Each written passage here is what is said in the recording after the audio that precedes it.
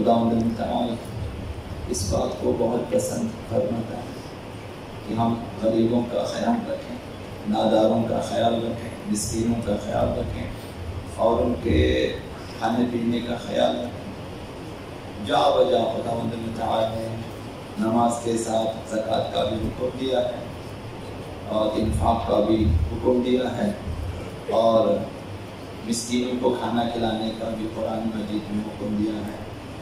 عید قربان کے دن جو قربانی کی جاتی ہے اس کا ایک عظیم فلسفہ جو کہ مایہ تقرب پروردگار ہے وہ غریبوں کو کھانا کھلانا ہے، تو یہ بیان کیا گیا ہے اور بہت ساری احادیث میں یہ باتیں بیان ہوئی ہیں کہ غریبوں کو اور ناداروں کو کھلا دیں، ذبح کریں اور کھلا دیں۔ سیرت عیمہ بھی ہے، تو لہٰذا مہمانوں کے لیے یا فقراء کو کھانا کھلانے کے لیے اصل قربانی کا جو عمل ہے گوشت وغیرہ ذبح کرنا یہ مستحب ہے اور یہ ہر وقت مستحب ہے۔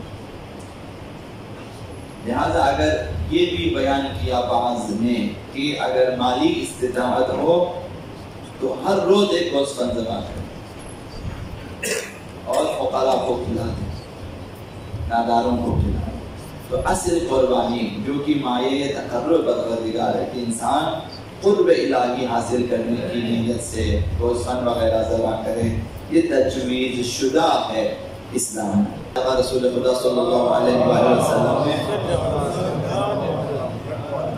فرمایا کہ یہاں ولیمہ دن انسان گوشت وغیرہ ذبح کر کے کھانا بنا کے کھلاتے ہیں، تو 5 چیزوں میں فرمایا ولیمہ مستحب ہے۔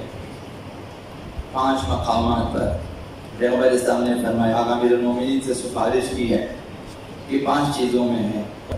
پیغمبر اسلام نے فرمایا، آقا امیر المومنین سے سفارش کی ہے کہ 5 چیزوں میں ہے۔ عرس ہے جو کہ شادی ہے، شادی کا ولیمہ مستحب ہے، انسان وہاں کھانا کھلا دے غریبوں کو، ناداروں کو، رشتہ داروں کو۔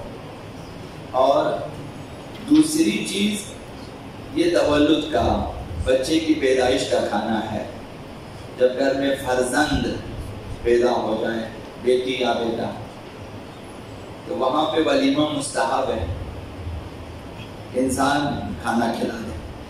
اور تیسری چیز وہ ختنہ کا ہے کہ جب بیٹا 7 دن کا ہو جائے تو ختنہ کرائے، اور ختنے کا ولیمہ مستحب ہے کہ انسان جس دن ختنہ کرے بچے جو ہیں تو مہمانوں کو بلائیں یا فقراء کے لیے کھانا وغیرہ بنائیں اور انہیں کھلا دیں۔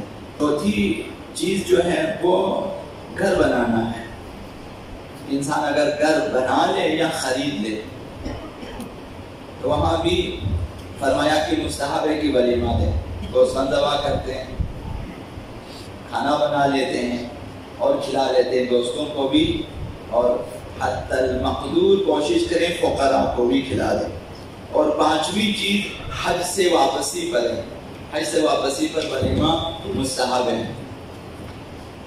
اب یہ نہیں معلوم کہ اب یہاں پہ جو ہے زیارتوں سے واپسی پر بھی ولیمہ شروع کیا گیا ہے، اب نہیں معلوم کہ یہ کس فلسفے کے تحت ہے، مجھے نہیں معلوم۔